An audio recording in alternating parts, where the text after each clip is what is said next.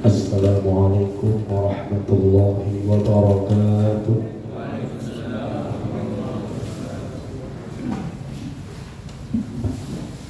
Alhamdulillah. Alhamdulillahirabbil alamin. Wa bihi nasta'inu ala umuri dunya waddin. Assalatu wassalamu ala asyrafil anbiya'i wal mursalin Sayyidina wa maulana Muhammadin wa ala alihi wa ashabihi ajma'in. Amma ba'd. Qala Allah Ta'ala fi kitabil karim Nun wal qalami wa ma yasturun ma anta bi ni'mati rabbika bimajnun wa inna laka la ajran ghayra mamnun wa innaka la'ala khuluqin 'azim. Jemaah sekalian yang dimuliakan Allah Subhanahu wa taala. Alhamdulillah barusan kita melaksanakan kewajiban kita salat zuhur berjamaah, dan sekarang di siang hari ini kita juga menyempatkan sama-sama untuk memperingati kelahiran manusia agung. Kalau kita berpikir kelahiran itu sepertinya hal yang biasa terjadi di alam ini. Makhluk hidup itu lahir, mati. Lahir, mati. Akan tetapi pada hari ini kita berkumpul di tempat ini. Yang lahir ini adalah manusia yang memang dipilih oleh Allah Subhanahu wa ta'ala. Bahkan dalam perspektif yang berkaitan dengan perjalanan sejarah manusia semenjak zaman Adam mungkin sampai dunia kiamat, kalau kita lihat dari berbagai macam literatur yang bisa dibaca, yang diketahui, yang ditulis oleh orang-orang yang dahulu tentang nubuatan, ya, bahwasanya Nabi kita Muhammad SAW itu adalah manusia yang sudah disebut jauh sebelum Nabi Adam AS itu diciptakan Allah. Bahkan ada yang berpendapat bahkan alam semesta ini belum ada. Tapi titik daripada kejadian alam itu dimulai dari wujudnya Nabi Muhammad itu.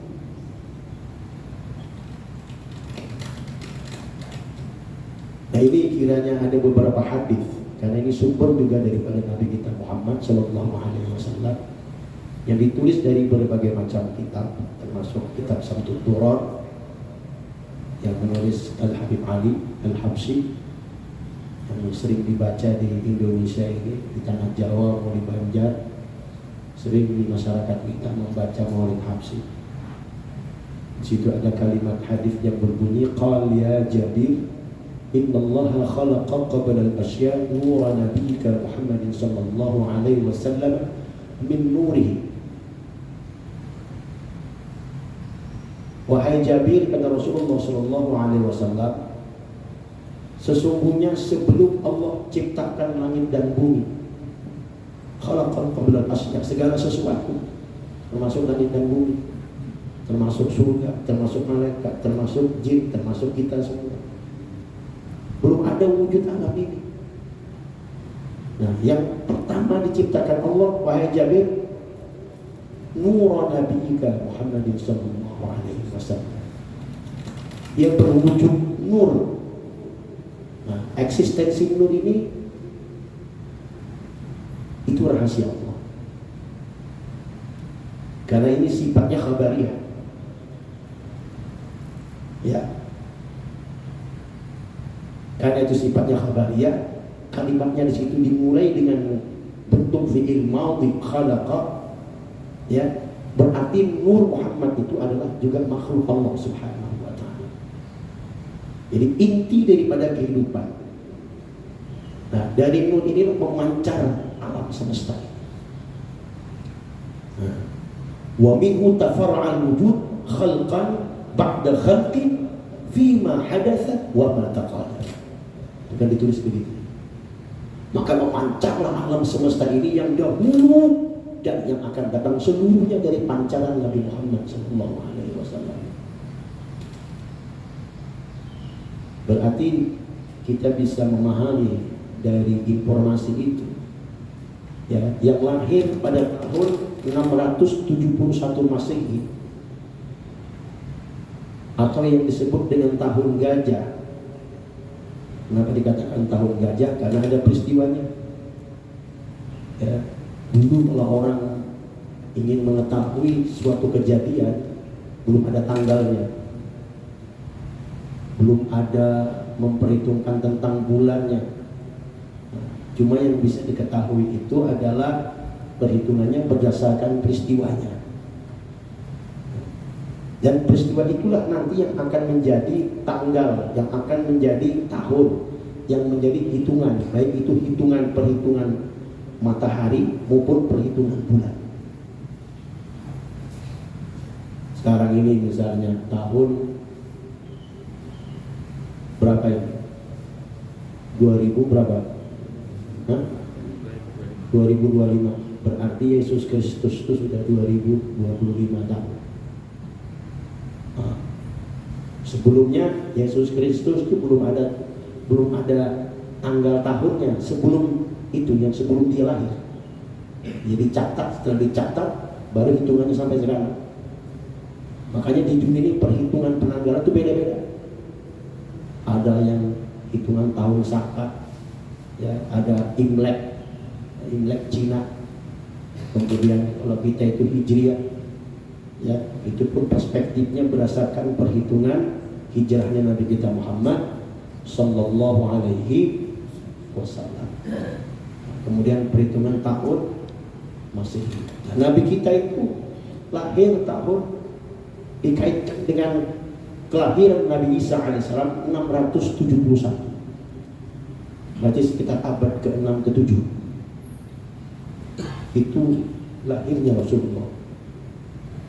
Nah, tapi ternyata dari cerita-cerita itu, termasuk yang diinformasikan di dalam Al-Quran dan apa yang disebut oleh Nabi kita Muhammad SAW, bahkan ada penelitian tentang kitab-kitab yang sebelumnya yang juga menginformasikan tentang kedatangan Nabi kita Muhammad SAW, yang diyakini itu suatu fakta yang benar, bahwasanya Nabi Muhammad orang yang ditunggu-tunggu, orang yang disebut-sebut jauh sebelum kelahirannya. Berarti dahsyat ini, ya kan?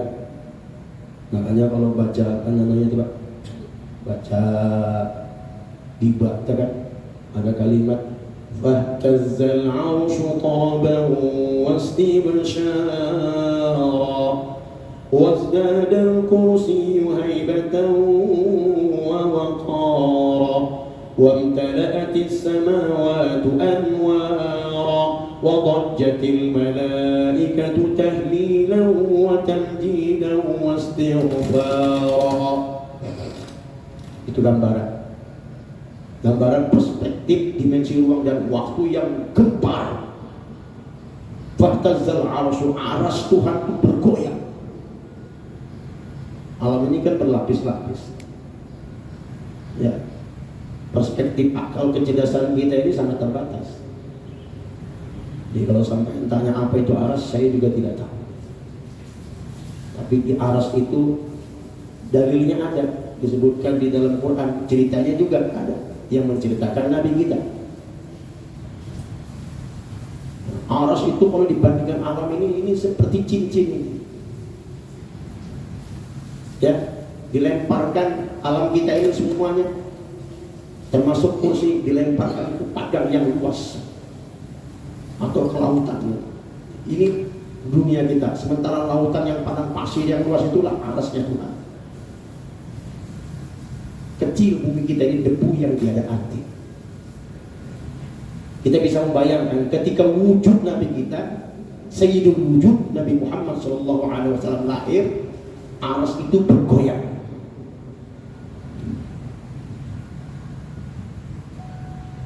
Bumi aja goyang ya Allah. Nah, sedikit aja pergeseran.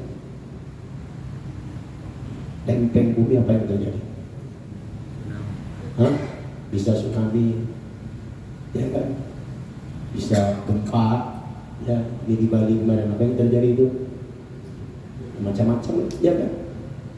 Hujan, longsor, ya kan?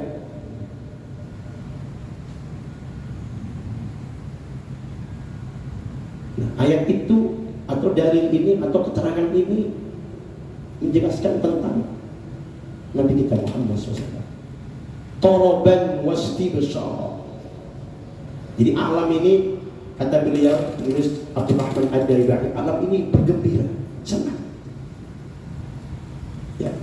Jadi begitu lahir, aras senang. Semua langit, bumi, binatang-binatang yang melata. Bahkan kalau kita baca di dalam Sirah Nabawiyah itu, api yang disembah selama 2000 tahun tidak pernah padam. Api itu mengadu kepada Tuhan, ya Allah, saya tidak rela disembah oleh orang-orang musyrik ini, oleh penyembah api, penyembah berhala ini. Maka ketika Nabi Muhammad ini lahir, ya Allah, padamkan saya. Oh, ayo. Maka api yang ada di Persia itu 2000 tahun disembah padam. Jadi memang alam di mana-mana itu tanda-tanda alam sudah. Jadi terlihat dari tanda alam tentang kelahiran ini. Begitu dahsyatnya Nabi kita Muhammad Sallallahu Alaihi Wasallam, orang yang disebut-sebut, orang yang dipilih Tuhan, kekasih Allah. Bahkan namanya Muhammad ini tidak pernah lepas dari nama Allah Subhanahu wa Ta'ala. Semenjak dahulunya sampai dunia kiamat, Allah Muhammad, Allah Muhammad, Allah Muhammad. Kata orang Banjar tidak pernah patah. Bahkan kasih sayang Allah kepada manusia, Allah ciptakan manusia itu bentuk gambarnya saja Allah Muhammad. Betul kan? Gambar manusia itu aja Allah Muhammad. Nih, kepala ini. Apa ini? Ini hak. Ini perut ini mimba. Berarti sering jadi dal nih. Awak yang itu tulisannya sudah Muhammad sudah. Makanya kalau orang mati di dunia, kuburan jangan dilangkahi. Apa tadi? Melangkahi kuburan ini, melangkahi Muhammad kan? Nah, tangan ini apa tulisannya? Nih, tulisannya lafzul jalan. Saya, apa ini kebetulan kira-kira? Coba saya tanya, apa kebetulan? Tidak, saya kira bukan. Gitu kan? Coba perhatikan tanda alam yang ada pada diri manusia yang menunjukkan tentang kemuliaan Muhammad. Allah tidak tulis yang lain, ya kan? Tidak ada tulisannya Jokowi di sini, ya kan? Atau Guru Subhan misalnya, atau Pak Hadi misalnya, nggak ada. Atau yang lain, maka ini angka saja. Ini kan 81, 18, 99 Asmaul Husna. Ya, ini aja sudah, ini udah tulisannya sudah kelihatan. Bahkan ada sebagian ulama yang mengambil nilai-nilai filosofis, nilai-nilai hikmah, ya, dari kelahiran Nabi kita Muhammad SAW, baik dari nama ibunya, orang yang ketika itu mendampingi ibunya, termasuk yang menyusukan Rasulullah SAW, termasuk tanggal kelahiran Nabi kita Muhammad SAW. Ada nilai-nilai hikmah di dalamnya. Kenapa ini? Kenapa ini? Apa sebabnya begini? Apa sebabnya? Para ulama ada yang menjawab. Walaupun barangkali jawaban itu boleh benar, boleh salah.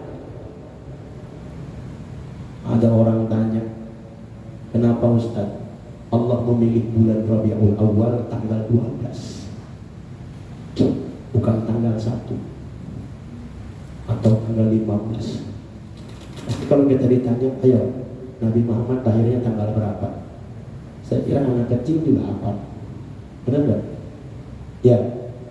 Pasti dijawab yang muktamad, ya, yang masyhur, Nabi Muhammad itu lahirnya tanggal 12 Rabiul Awal tahun gajah. Kenapa menggunakan angka 12? Nah, ada sebagian ulama yang memahami 12 itu adalah angka, ya, angka yang sangat penting di dalam rukun ajaran agama Islam yang harus kita penuhi sebagai umat Nabi Muhammad SAW. 12 rukun itu. Dan ini berdasarkan hadis Jibril. Apa tadi? Hadis Jibril. Suatu ketika malaikat Jibril datang dari kejauhan, ya kan? Dia bertanya kepada Nabi kita Muhammad SAW. Lalu kata Nabi yang bertanya, tentulah ikan ini pasti kamu lebih tahu daripada aku, karena Nabi tahu ini yang datang malaikat. Cuma sahabat itu tidak tahu yang datang ini adalah malaikat berbaju putih. Apa kata malaikat? Ma huwal Islam, ma huwal iman, ma huwal ihsan. Dan ini saja misi yang dibawa Nabi Muhammad itu 12 rukun. Benar tak? Ya, 5 rukun Islam. Ma huwal Islam? Syahadatu an la ilaha illallah wa anna Muhammadar Rasulullah wa iqamis salat wa ita'iz zakat wa shaumi ramadan wa hajjil bait man istata'a ilaihi sabila. 5. Yang kedua pertanyaan, ma huwal iman? Berapa iman? 6 ada. Amantu billah, ya kan? Wa bi rasulihi wa bi kitabihi, ya kan? Wa bil yaumil akhir wa bil qadari syarrihi wa khairihi, ya kan? Ada. Satunya apa? Ihsan. Rukun ihsan itu satu. Apa itu rukun ihsan? Anta budallah ka'annaka tarah fa in lam takun tarahu fa innahu yaraka. Nah, jadi ini hadis Jibril. Makanya ulama banyak yang menafsirkan, ya, angka 12 terakhir Nabi kita Muhammad SAW itu menggambarkan tentang perspektif, ya, rukun 12 yang kita sebagai umat Muhammad wajib kita, rukun imannya wajib mengimaninya, rukun Islamnya wajib kita mengimplementasikan dalam kehidupan kita, rukun ihsannya wajib kita amalkan lahir dan batin kita. Ini semuanya baru kita sempurna sebagai pengikut Nabi Muhammad Sallallahu Alaihi Wasallam. Nah, kemudian ada ulama yang meneliti, ya, kenapa sebabnya Allah ini, ya, wujudnya Nabi Muhammad ini, beliau ini berada pada orang-orang yang namanya itu sudah ditetapkan, sudah. Namanya saja sudah kelihatan. Ya, orang Banjar itu ngarang-ngarangnya aja. Coba saya tanya, mamanya Nabi Muhammad siapa namanya? Aminah. Apa Aminah itu artinya? Orang melihat dari situ, oh, Aminah ini artinya orang yang memberikan keamanan. Ya, maka para ulama memahami siapa yang memperingati Nabi kita Muhammad SAW, salah satu berkahnya Allah akan memberikan keamanan kepada orang ini. Nah, hari ini mudah-mudahan kita diberikan keamanan, aman dari penyakit, musibah, bahaya, bara bencana. Apalagi ini musim hujan, ya Pak. Jalan. Jadi berkah Maulid ini mudah-mudahan sebagaimana Nabi Muhammad lahir dari seorang ibu yang bernama Aminah, ini dijadikan suatu jaminan. Ngarang Mamak Sidin Aminah itu berkah. Artinya apa? Aman. Bahkan saking amannya kalau kita baca di dalam surah Al-Anfal, ya kan, ketika Nabi Muhammad itu lahir ke dunia sampai beliau itu wafat meninggal dunia, seluruh dunia tidak ada bencana dan musibah. Apa tadi Pak? Mungkin bisa dipelajari dalam catatan geografi tentang peta bumi yang terjadi pada masa itu. Ya, jadi semenjak Nabi lahir tahun berapa tadi? 671 sampai wafatnya, itu bumi ini tidak pernah gempa, tidak pernah ada bencana alam, tidak pernah ada. Selama Nabi Muhammad itu ada di dunia ini, paham ya? Nah, tidak ada. Kalau perang ada perang, itu perang. Karena perang Badar itu kan terjadi di zaman Nabi.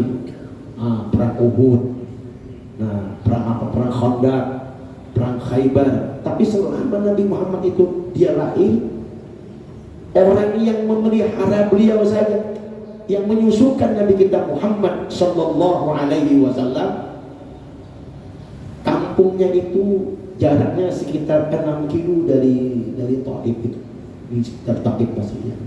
Namanya Kampung Bani Sa'ad. Sampai sekarang, mudah-mudahan sampai ada langkah nanti umroh atau haji pergi ke sana. Di sana ada Kampung Bani Sa'ad. Di situ ada pohon anggur yang sudah berumur lebih 1000 tahun. Pohon anggur itu besar batangnya. Itu ada semenjak zaman Nabi kita Muhammad Sallallahu Alaihi Wasallam sampai sekarang belum mati. Bahkan tanah yang ada di Bani Sa'ad itu, ya sekitar daerah Taif itu sangat subur. Dulunya itu kering kerontang, tandus, binatangnya kurus-kurus, bahkan susah air susunya itu keluar.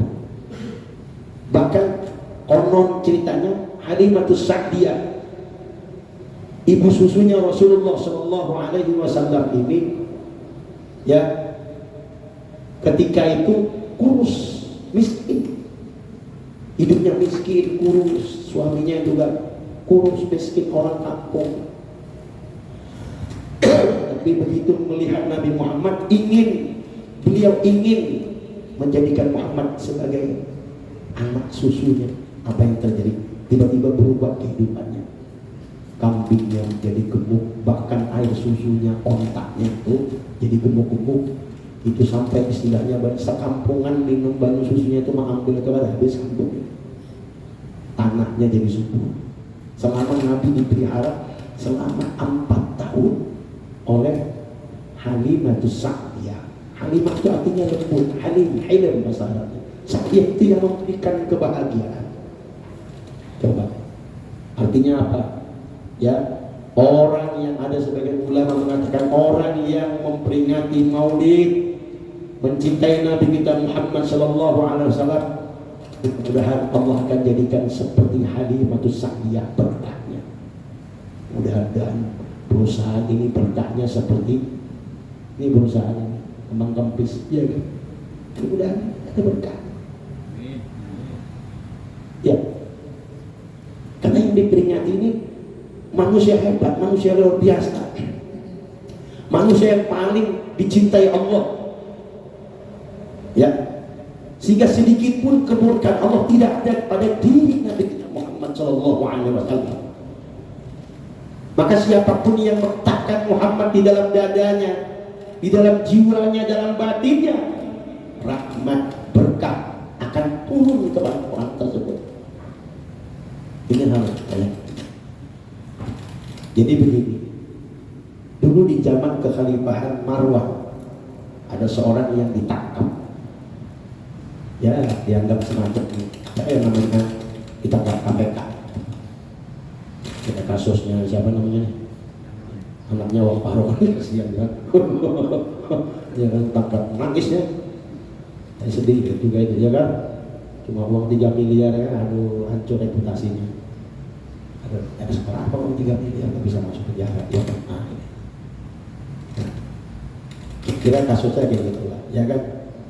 Tapi ketika dia ditangkap, dia dihadapkan kepada Khalifah Marwan yang menentukan kan waktu itu khalifah, orang mau dihukum mati, mau dipancung, mau digantung.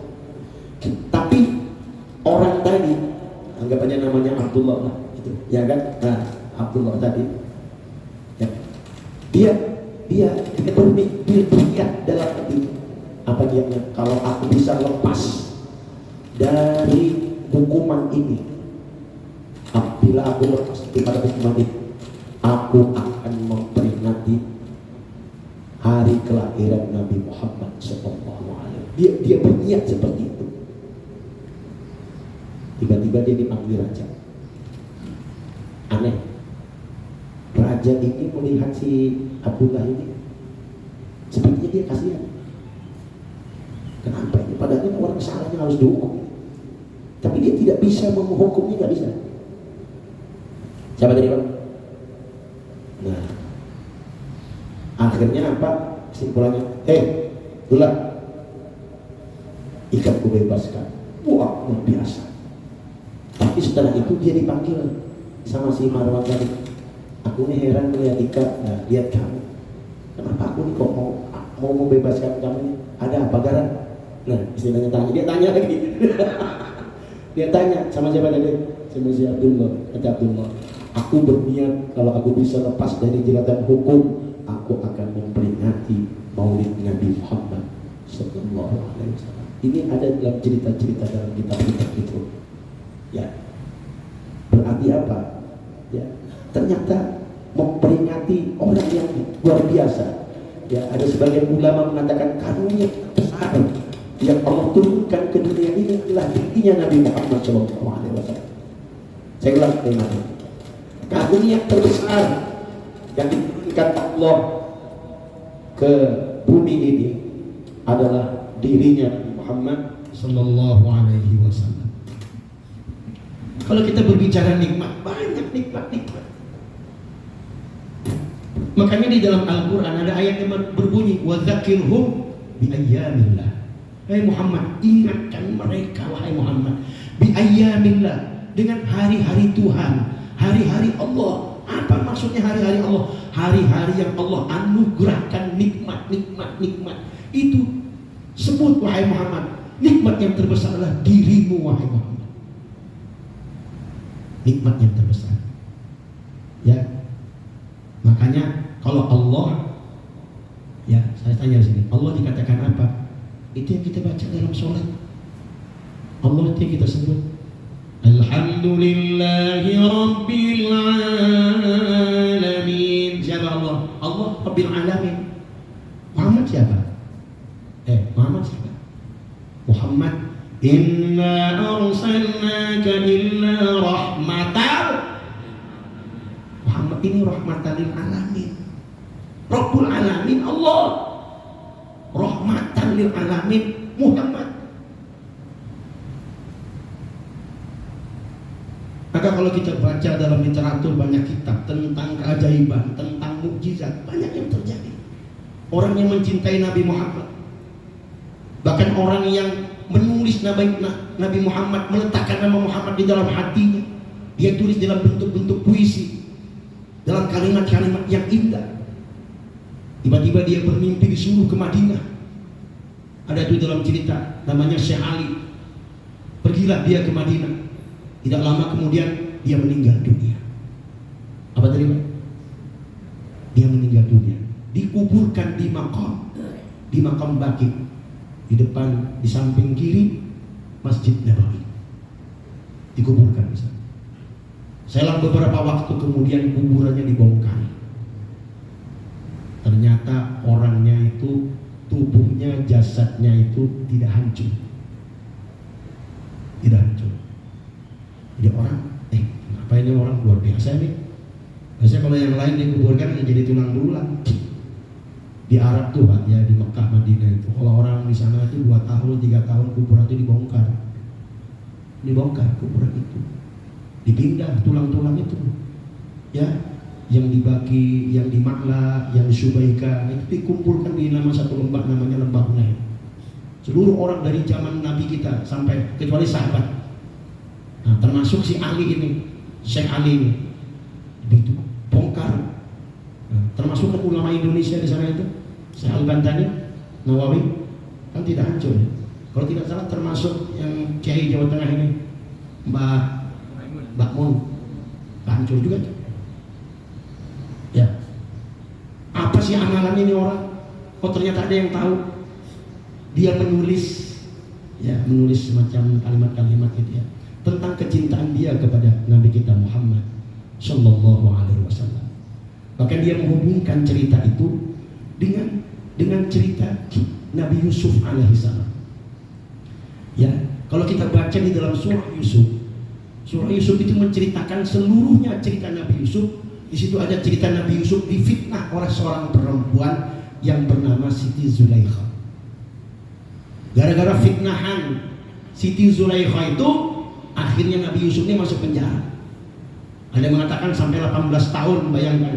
Nabi Yusuf itu dipenjara sampai 18 tahun. Ini gara-gara perempuan ini. Padahal cuma gara-gara cinta doang itu. Benar enggak? Ya. Coba kalau saya tanya di sini, kira-kira Siti Zulaikha mencintai Nabi Yusuf itu salah enggak?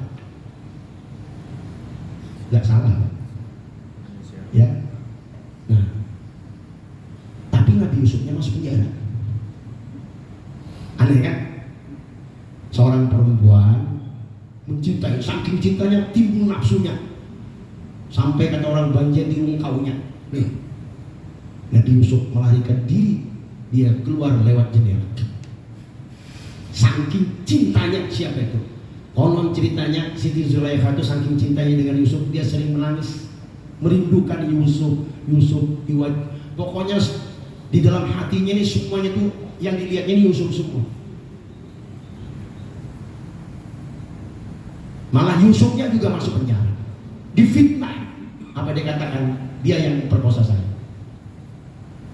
Setelah dibuktikan di pengadilan, ternyata Yusuf tidak salah. Buktinya apa? Ada anak bayi yang ngomong. Ya. Kemudian tanda di belakang ini robek.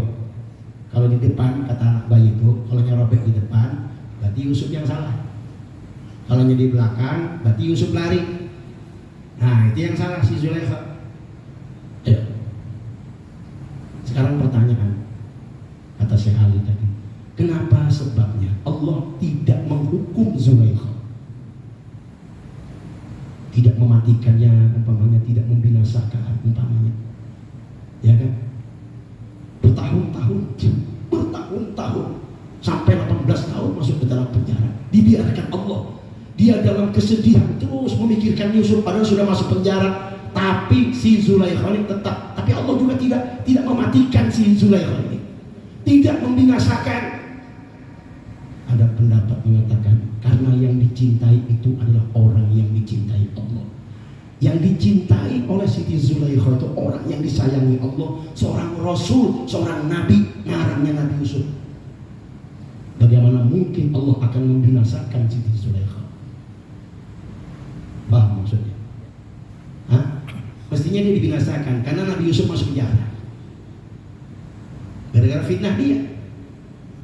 Disitulah akhirnya Syekh Ali tadi, ya kan, kalau Yusuf saja, Zulaikha saja, ya kan, si Zulaikha orang yang memfitnah Yusuf akhirnya kawin sama Nabi Yusuf, akhirnya Allah jadikan suami istri. Makanya Zulaikha itu ada istri, salah satu istri daripada Nabi Yusuf alaihissalam. Karena Allah berfirman bahwasanya nanti di rahimnya Siti Zulaikha itu akan lahir nabi-nabi dan rasul dari kalangan Bani Israel. Begitu.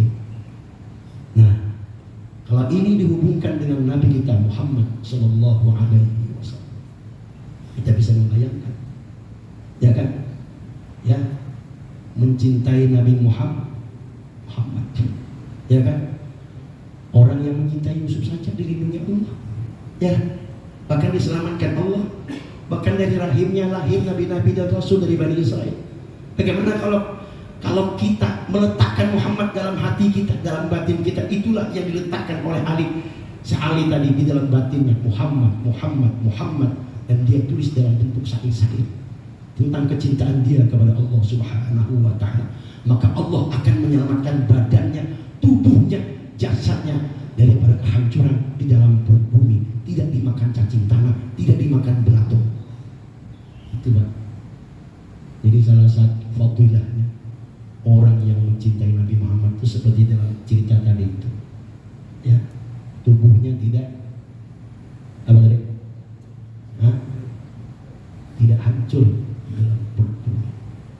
Itu luar biasa Nabi kita Muhammad Sallallahu Alaihi Wasallam. Jadi Bapak Ibu hadirin sekalian,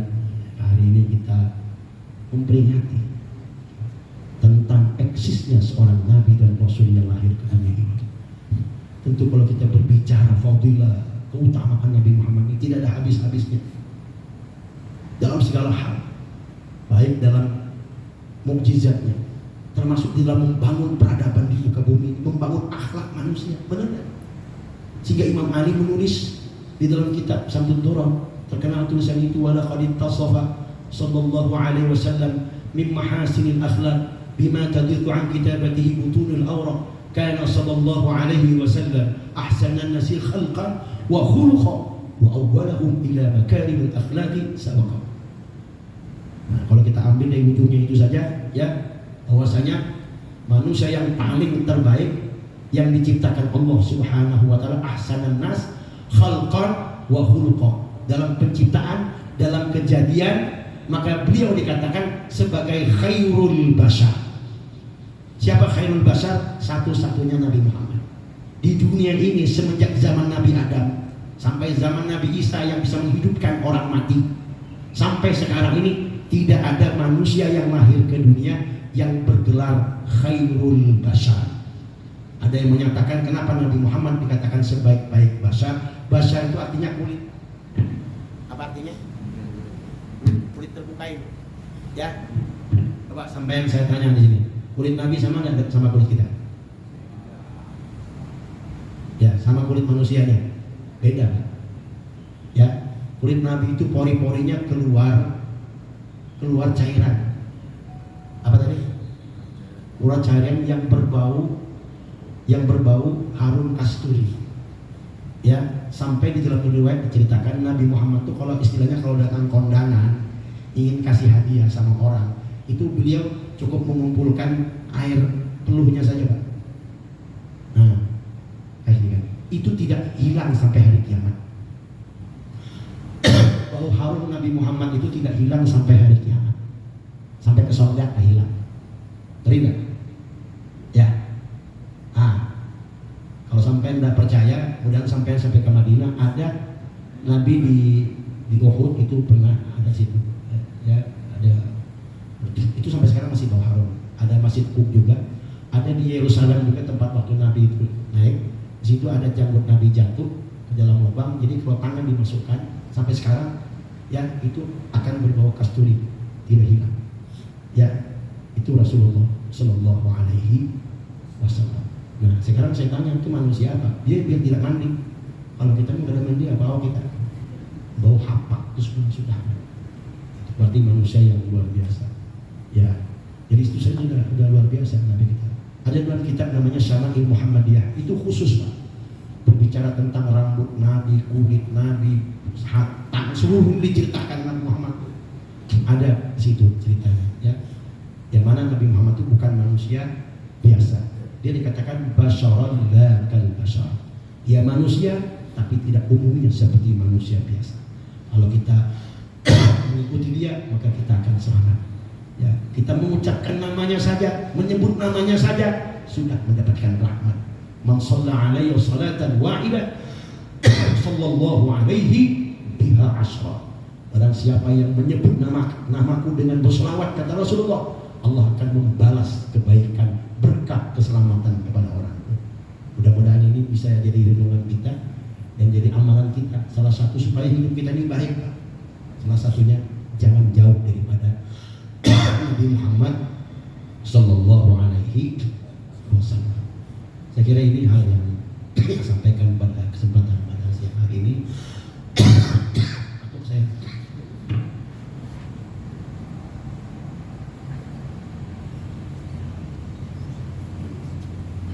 ya, kalau kita bicara yang lain-lain panjang juga kisahnya, ya kan, perlu waktu sampai sejam, 2 jam, 3 jam selesai. Ya, bahwa ini bisa kita mengamalkan satu amalan yang sangat sederhana sekali, berkah, senang, yang penting senang, ya. Jangan sampai ada orang kadang-kadang di masyarakat, apa itu maulid Nabi. Nah, seakan-akan ada timbul kebencian, ketidaksukaan. Na'udzubillah min dzalik. Kata Adi Hidayat, barang siapa yang mengingkari maulid Nabi bisa menyebabkan murtad. Apa tadi, Pak? Maulid itu dirinya Nabi, karena diri Nabi itu eksis, itu fakta. Anda mengingkari maulid mengingkari tentang Rasulullah SAW. Bahkan di dalam Al-Quran Allah menceritakan tentang nabi-nabi dan rasul. Ya, Maulid Nabi ini menceritakan Nabi Muhammad secara khusus. Dia melebihi nabi-nabi yang lain-lainnya itu. Ya, melebihi. Bahkan seluruh nabi-nabi dan rasul sebelum Nabi kita Muhammad SAW semuanya menginginkan untuk menjadi umatnya Nabi Muhammad SAW. Bahkan Nabi Musa alaihissalam itu pernah berdoa, Allah menja'alni min ummati Muhammad. Ya Allah, jadikan aku sebagai umat Nabi Muhammad. Termasuk nabi-nabi yang lain. Aballahu anhum. Maka Allah menolak daripada permintaan mereka. Jadi mereka semua ditolak. Musa, aku kada menerima. Ikam sudah pada masanya sebagai nabi dan rasul dari Bani Israel. Semikian Nabi Yusuf, seluruh nabi-nabi itu meminta supaya jadi umat Nabi Muhammad Sallallahu Alaihi Wasallam. Hanya satu nabi yang diizinkan menjadi umat Nabi Muhammad. Ada yang tahu? Nabi siapa? Yang akan jadi umat Nabi Muhammad satu nabi aja. Nabi Isa alaihissalam. Karena Nabi Isa itu dalam keyakinan kita dia belum mati. Dia dinaikkan ke langit, nanti di akhir zaman dia turun ke bumi. Nanti dia turunnya di Damaskus sana, di Menara Putih. Dia akan membunuh Dajjal. Kemudian nanti di Madinah itu ada tanah kosong di makam Nabi kita, ya. Itu nanti di samping Rasulullah itu nanti Nabi Isa akan dikubur di Madinah. Dan dia akan menjadi umat Nabi Muhammad Sallallahu Alaihi Wasallam. Makanya ketika Nabi Isa itu turun nanti di Damaskus, dia tidak jadi imam. Dia di belakang imamnya umat Nabi Muhammad. Dia nanti akan melaksanakan sholat 5 waktu. Dia juga akan berzakat. Nabi Isa juga akan berhaji. Seperti dia mengikuti syariatnya, syariat Nabi kita Muhammad Sallallahu Alaihi Wasallam. Tidak mengikuti syariat Nabi Musa, bahkan syariat yang Allah turunkan kepadanya. Semua dinasah, dibatalkan, dan dia wajib mengikuti syariat Nabi Muhammad Sallallahu. Dan ini yang ngomong adalah Rasulullah Sallallahu Alaihi Wasallam. Kita wajib beriman. Kalau kita ada percaya, bisa murtad, bisa keluar. Karena bukan hanya kita saja, orang Nasrani juga meyakini akan turun. Tapi dalam perspektif mereka, kita meyakini Nabi Isa turun, tapi sebagai pengikut Nabi Muhammad Sallallahu Alaihi Wasallam. Misinya yang pertama membunuh Dajjal, kemudian membunuh babi, dan yang ketiga menghancurkan salib. Ya, ini kira-kiranya kayaknya masanya sudah dekat ini, ya kan? Dunia sudah kacau di mana-mana, benar nggak? Ah itu, ya. Jadi mudah-mudahan peringatan Maulid pada hari ini, ya kita bisa mengambil nilai-nilai perspektif yang ada di dalamnya, mengambil keberkahan. Yang jelas saya menyarankan jangan jauh dari Nabi Muhammad, ya enggak? Ya, termasuk kita mengamalkan sunnah-sunnah Nabi kita Muhammad Sallallahu Alaihi Wasallam. Karena Rasulullah bersabda, "Man ahabbani kana ma'i bil jannah." Barang siapa yang mencintai aku, ya tandanya apa? Yaitu orang yang menghidupkan mengahya sunnati. Barang siapa yang menghidupkan sunnahku, kata Rasulullah, kana ma'i bil jannah, maka dia nanti akan bersama-sama aku di dalam surga. Berarti juga dia mencintai aku. Ya, ini termasuk kita menghidupkan sunnah. Kenapa? Karena di dalam peringatan Maulid itu, ya semuanya itu intinya adalah sunnah Rasul. Coba saya tanya, orang di sini silaturahmi sunnah bukan? Sunnah. Karena taklim sunnah bukan? Diperintahkan utlubul ilma, ya kan? Talabul ilmi, ya kan? Dan mungkin ada yang membaca Quran, bacakan ayat peringatan-peringatan, sunnah bukan? Sunnah. Ada sedekah nih, tuh disuruh nggak sedekah? Ya, dalilnya juga ada dalam Quran tuh, ya. Wa yuqimuna sholata wa mimma razaqnahum yunfiqun. Semua sunnah. Kalau judulnya Maulid Nabi, memang itu yang diperdebatkan. Ada yang mengatakan bid'ah segala macam, ya. Nah, tapi isinya ini bukan judulnya, ya. Peringatan Maulid bukan judulnya, tapi yang diperingati ini orang yang paling dicintai Allah Subhanahu wa Ta'ala. Sampai dalam kitab tadi saya ceritakan, orang yang mencintai Nabi sampai jasadnya saja tidak hancur. Sampai-sampai orang yang berperkara hukum saja, mau digantung saja bisa lepas. Namanya itu di WA nih, siaran yang mana? Anak yang parok nih. Tapi terlambat sudah, ya. sudah ketangkap. Kalau itu mungkin dia niat, dia memang ikhlas ya. Mudah-mudahan ini bisa jadi yang ini. Jadi kalau apa baca selawat Pak. Banyak dibaca selawat Jibril supaya kehidupan rumah tangga kita bagus, ekonomi kita bagus, perusahaan kita bagus. Ini selalu kita ya, itu berkah Nabi Muhammad itu luar biasa. Ya, ya. Sedemikian. Assalamualaikum warahmatullahi wabarakatuh. Al-Fatihah.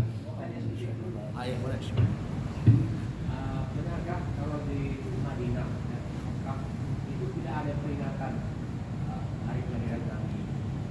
Maka dilarang. Ya, tidak ada. Nah, kalau Arab Saudi itu dulu sebelum Ibnu Saud ada. Nah, waktu di sana masih dikuasai oleh Kekhalifahan Ottoman. Ya, karena dulu wilayah Asia Barat, era Timur Tengah itu semua adalah kekuasaannya Utsmani Turki. Nah, setelah kelompok daripada Ibnu Saud ini berkuasa, ya, mereka itu ada paham namanya paham Wahabi. Nah, paham Wahabi ini begitu anti dengan Maulid, dan mereka sangat kaku di dalam memahami perspektif dalil-dalil ayat-ayat yang menghubungkan tentang Maulid Nabi Muhammad Sallallahu Alaihi Wasallam. Memang secara jelas itu tidak disebutkan di dalam hadis atau dalam Quran, tapi ayat-ayat yang mendukung tentang Maulid itu banyak. Nah, bahkan ada hadis juga, tapi ada yang mengatakan hadis itu diragukan. Man azzama maulidi, barang siapa yang mengagung-agungkan membesar-besarkan maulidi. Nah, ya kan, maulidi ini ada yang mengatakan bukan kelahiran Nabi Muhammad, tapi tempat Nabi Muhammad, maksudnya adalah Mekah, kota Mekah. Itu pun dipelesetkan juga, ya kan. Nah, jadi banyak hadis-hadis itu, ya kan, tentang kelahiran Nabi kita Muhammad. Wajibat alaihi syafaati, maka wajib atasnya kana lahu syafaati yaumal qiyamah, maka adalah baginya akan mendapatkan syafaatku nanti pada hari kiamat. Barang siapa yang mengagung-agungkan maulidku, maka dia akan mendapatkan syafaatku nanti pada hari kiamat. Nah, itu pun di macam-macam. Karena itu kalimatnya maulid itu kalimat bentuk isim makan dan isim zaman. Kan dua saja orang menyebut. Kalau tidak maulud, maulid. Oh tidak. Nah, asal kata walada yalidu, ya kan? Nah, wiladatan, walidun, mauludun, lid. Nah, la, ya kan? La talib, ya kan? Nah, lid kelahiran. Maulid milad. Nah, kalau maulid itu isim makan, isim zaman, milad, ya kan? Nah, itu. Ya. Jadi isim makan itu artinya tempat kelahiran. Tempat kelahiran berarti Mekah. Benar? Nah, kalau keduanya maulid juga isim zaman, berarti itu waktu masa. Ada yang memperspektifkan dikaitkan dengan perjalanan sejarah Nabi Muhammad, ya kan? Ketika dia lahir sampai dia jadi nabi, sampai dia wafat, itu dikatakan maulid. Nah, kalau maulud itu tubuhnya Nabi, jasadnya Nabi yang lahir, orangnya paham? Yang lahir tanggal 12 Rabiul Awal tahun gajah, lahirnya di waktu fajar, lahirnya saja di waktu fajar. Itu pun ditafsirkan para ulama, artinya apa? Nabi Muhammad ini sang pembawa cahaya, karena cahaya itu dimulai di waktu fajar. Rasulullah lahirnya hari Senin di waktu fajar. Kemudian yang mendampingi beliau adalah siapa namanya? Suwaibah al-Aslamiyah. Siapa itu? Budaknya Abu Lahab. Suwaibah itu apa artinya? Artinya pahala yang besar. Nah, makanya orang mengasosiasikan siapa yang memperingati Maulid Nabi, maka digambarkan seperti Suwaibah, dia akan mendapatkan pahala. Nah, jadi kita ini mendapatkan pahala. Dari situ bisa diambil, ya kan? Nah, Suwaibah al-Aslamiyah mendapatkan Halimah as-Sa'diyah, mendapatkan Aminah. Nah, itu semuanya. Aminah itu kan namanya Nabi, keamanan. Jadi itu insya Allah kita mendapatkan Suwaibah, mendapatkan pahala.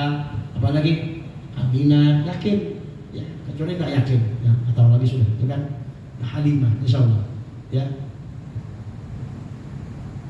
gitu. Ada lagi. Al-Fatihah.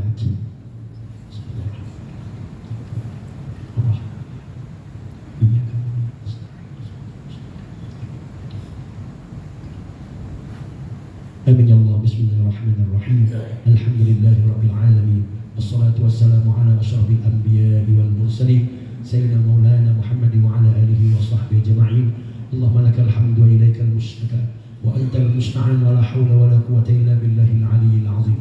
Allahumma salli salatan analu bi sirriha hifdzal Qur'an wal 'amal bihi warzuqna ilman munira wa sallim tasliman katsira. Allahumma salli ala sayyidina Muhammad bin Abdillah القائم بحقوق الله ما ضاقت إلا وفرجها الله. اللهم صل على سيدنا محمد قمر الوجود في هذا اليوم وفي كل يوم وفي اليوم الموعود سرا وجهرا في الدنيا والأخرى وعلى آله وصحبه وسلم تسليما كثيرا. اللهم صل على سيدنا محمد وعلى آل سيدنا محمد. اللهم ارزقنا في الدنيا زيارته وفي الآخرة شفاعته وفي الجنة رؤيته ومرافقته. اللهم يسر لنا وارزقنا زيارة مكة والمدينة وزيارة العرفة والمزدلفة والمنى بحرمة نبينا محمد صلى الله عليه وسلم. اللهم رب جبريل وميكائيل ورب إسرافيل وعزرائيل ورب نبينا محمد صلى الله عليه وسلم. نعوذ بك من حر النار وعذاب القبر. اللهم كما حسنت خلقنا فحسن خلقنا يا الله. يا مصرف القلوب صرف قلوبنا على طاعتك. يا مقلب القلوب ثبت قلوبنا على دينك. ربنا تقبل منا إنك أنت السميع العليم وتب علينا إنك أنت التواب الرحيم. ربنا آتنا في الدنيا حسنة وفي الآخرة حسنة وقنا عذاب النار وأدخلنا الجنة مع الأبرار يا عزيز يا غفار يا رب العالمين. وصلى الله على سيدنا محمد وعلى آله وصحبه وسلم. سبحان ربك رب العزة عما يصفون وسلام على المرسلين الحمد لله رب العالمين.